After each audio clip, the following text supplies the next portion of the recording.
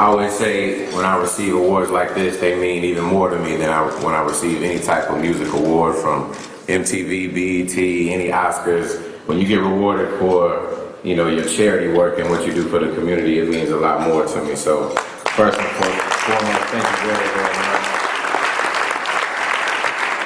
And I see my songs were so dirty they could only play the instrumentals. That's how you do me? Finally, I'm extremely honored to meet a room full of people who care just as much and use just as much hand sanitizer as I do in my everyday life. Thank you to all the doctors in here who use hand sanitizer. My management, they were starting to think I was obsessed and crazy. Now they know I'm not crazy. That's what I'm talking about. I definitely want to say that I heard how long the previous awardees' speeches were over the past years. I heard about Chris Rock's wife, like 30-minute speech. You don't have to worry about that from me this evening. I'm gonna keep it brief and say what's on my heart and what's on my mind. I definitely want to thank all of the students in here and definitely all of the board for giving me this award, and I greatly appreciate it and want you to understand that I'm probably just as inspired and motivated by you as you are motivated and inspired by me. And I had a long talk with Dr. Malkin over there, and he was telling me about some of the breakthroughs that the students are working on and some of the breakthroughs that have already happened. And I'm amazed at some of the things that I heard. I don't even know if I can talk about some of them are top secret, but I kept thinking to myself, maybe I can somehow invest in some of this stuff so I can quit rapping and quit music, and I can just become a millionaire for the rest of my life and I'll be good. Thank you, Soledad O'Brien. You made me feel like family ever since the first time I met you. And I think that anybody who gets a chance to meet Soledad, you get that impression. You just automatically feel like, you know, we've known you for years. So thank you for that. It's a very special recognition, and definitely all the Morehouse School of Medicine Board of Directors, I want to thank you. I'd also like to recognize and thank Sally Davis and Kim Washington for working with my publicist Barry to make this evening happen. So y'all make some noise for them, because I wouldn't be up here. I also want to thank those people in the audience for being so supportive of Soledad's efforts to get the word out regarding those that are disenfranchised and locked out of the American dream. Soledad, you are a true champion of truth and dedication to providing a voice to the voiceless. And thank you for being you.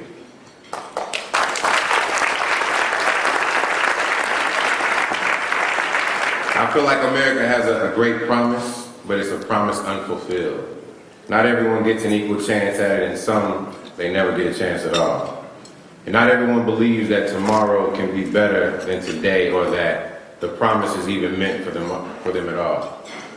In my opinion, it's not right that with all of our resources, every citizen is not afforded the opportunity to be the best that they can possibly be if they want. Opportunity to be your best. That is a promise that's fulfilled. And I strive every single day to be my best. And I know that Soledad was asking me earlier, you know, how I got my team together. But for those that don't know, I know Kevin just said Chris Love up there. You all know that I came from the radio station here in Atlanta, Georgia. But I was really young. I was like 17, 18 years old when I started working there. And I just remember, it's, you know, me being young and just wanting to have fun and just loving that I was working at a radio station and doing what I really love to do. And they came to me and said, in order to work here, you are required to do a certain amount of hours of community service each and every week. So I'm like, you know, this isn't jail, like this is a job. Why do I have to do, I kept thinking, why do I have to do community service? So at that time, I was extremely ignorant to how great of an opportunity it was, because when I actually got a chance to, you know, being a local celebrity and going to halfway houses and going and visiting children in hospitals was probably the best thing that could have ever happened in my life, because I noticed how I affected these young people and just how I made a difference in their lives. And that is why you know about the Ludacris Foundation today. That's why I started the Ludacris Foundation, because they planted the seed. The Ludacris Foundation was formally established in December of 2001, right after I left the radio station, to make a difference in the lives of youth, families, and communities throughout the United States. We inspire youth through education and memorable experiences to live their dreams, thereby uplifting families, communities, and fostering economic development. We have 3 key program focus areas. I call them the 3 L's. It's leadership and education, Luda Cares, and living healthy. First and foremost, the leadership and education. It's preparing the youth to be successful with an emphasis on why education matters and in making a lifelong difference. Luda Cares is ensuring that communities and its residents know that we care about them.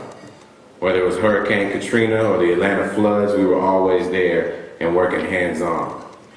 Living health, we talked about that earlier. It's geared towards youth to learn about healthy eating, to address issues like nutritional health and childhood obesity, and to provide preventative health services and education to undeserved youth.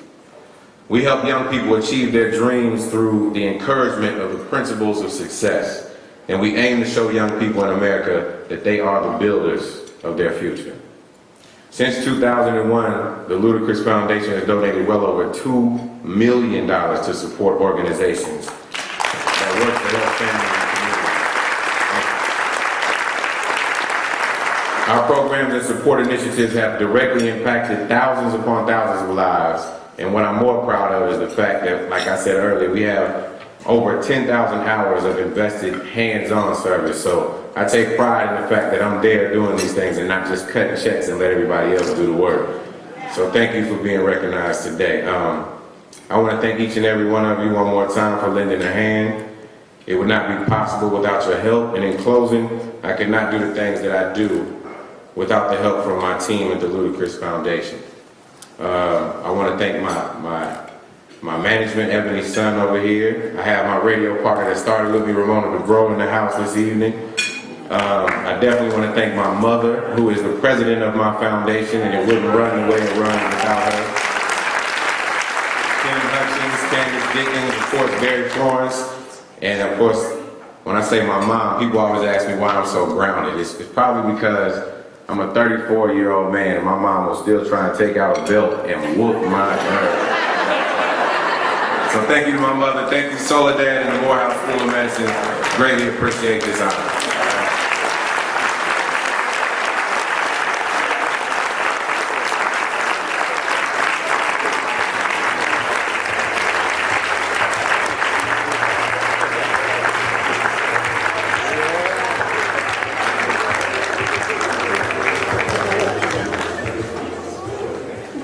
We're getting close to the end, and I just want to say I hope you all have enjoyed this evening. I hope you all have felt inspired, as we all are at Morehouse School of Medicine, to first of all have the opportunity to partner and have programs like Community Voices, but also to partner with foundations